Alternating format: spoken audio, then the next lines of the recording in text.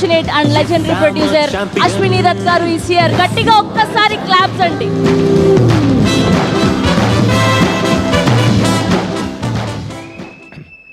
అందరికీ వందనాలు. ముఖ్యంగా నేను ఇక్కడికి వచ్చింది మా చరణ్, నేను ఇంట్రడ్యూస్ చేసిన చరణ్ ఇవాళ ఎంతో ఎత్తుకి ఎదిగాడు. ఆయన సినిమా రేపు పెద్దగా వస్తుందంటే ఇవాళ నుంచే చూడాలనిపించేంత కోరిక ఉంది. అలాగే ఇప్పుడు ఇంట్రడ్యూస్ చేస్తున్న మా